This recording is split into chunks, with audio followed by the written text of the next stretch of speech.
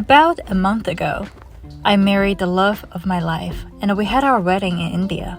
I saved my hair for a long time because I was told that traditional South Indian brides have luscious long black hair on their wedding day. And even with hair extensions, the bride needs to save the hair as long as possible for styling. Now that we're back in the US, the first thing I wanted to do was to cut my hair short.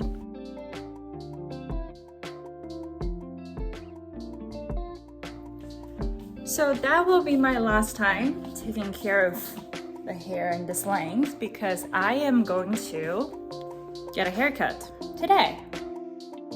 Growing up in China, my mother had a very strict rule on how my hair needed to look. When I was in elementary school, she styled my hair in a very fashionable 2 pigtails. But she always pulled my hair so tight that my eyebrows would have a natural lift, as if I was constantly questioning something. The tension on my hairline left permanent muscle memories that I can still feel when brushing through my scalp. When I was 13 years old, I moved to the US to start high school.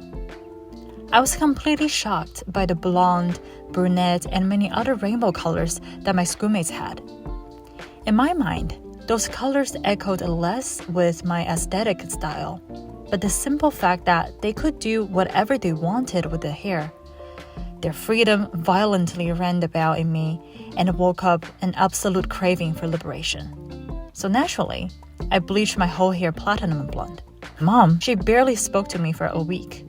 And it wasn't until in college, moving away from my mom, I had the first opportunity in life to ever cut my hair as short as I desired. During those years, it was less about beauty. It was about options and freedom. Because I could, so I did.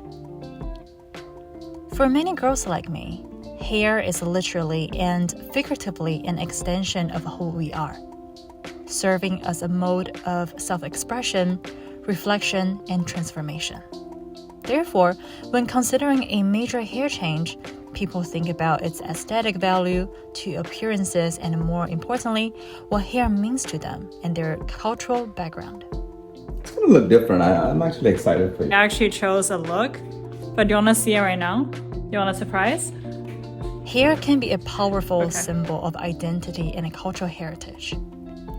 Over the centuries, traditional Indian thought that long hair has equated with the notion of obedience and fertility, which are qualities high on the list of what a good woman should possess. The idea of a woman spending time grooming their long hair is intertwined with that of the domestic woman who would have the leisure time to care for it.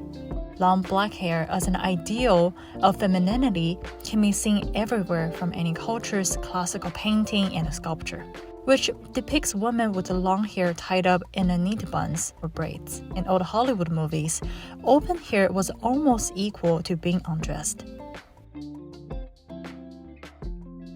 Long black hair as an ideal of femininity can be seen everywhere.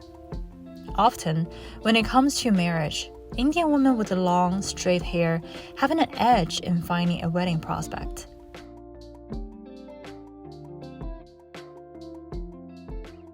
Movies have encouraged stereotypes of long, wavy hair as essential to womanhood, while short hair is relegated to the subversive and wayward characters.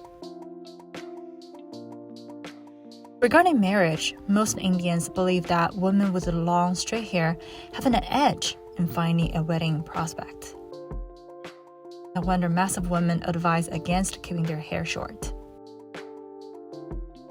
So why do I want to cut my hair short after the wedding? And what would that mean to the current me?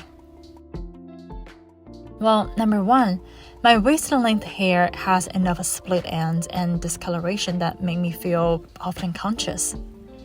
Number two, I am already married, so I don't really care about my quote-unquote desirableness as a wedding prospect.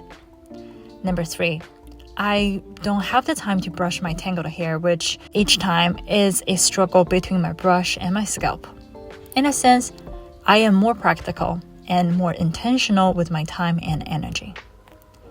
Number four, I am quite confident in my femininity. and I think shorter hair fits my playful personality better and my overall look. Lastly, maybe, only maybe, there is still a little bit rebellion in me that I want to piss off my mom again, even though she cares less now. So today, I went to my trusted hairdresser, Tiffany, who has been our family's hairdresser for many years. Tiffany is a soft-spoken Chinese lady who owns her beauty salon business, employing a few other ladies. In the beginning, Tiffany was just my mom's hairdresser. They met once in a couple of months, and every time after the appointment, my mom always came home with an exuberant glow, bouncing around her new hair. To my mom, Tiffany is a place where she retrieves her confidence to move on her daily hustle. However, ever since my mom moved to Florida for retirement last year, Tiffany became my husband's hairdresser. Even though we have to drive 30 minutes one way for the appointment, he justifies it with her high-quality service and decent rate. To my husband, Tiffany is a reflection of a female entrepreneurship. A strong lady who takes pride in her craftsmanship and yet continuously provides her clients with humbleness and honesty. To me, Tiffany is more like a lighthouse that stays consistent and comforting.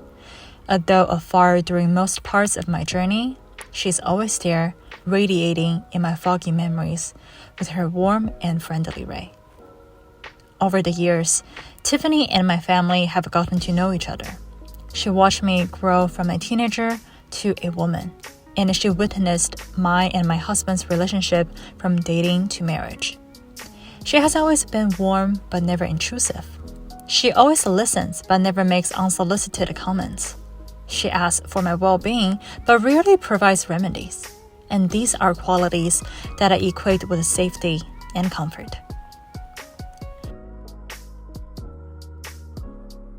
She took out a ruler and told me that haircuts over 10 inches can be used for donation.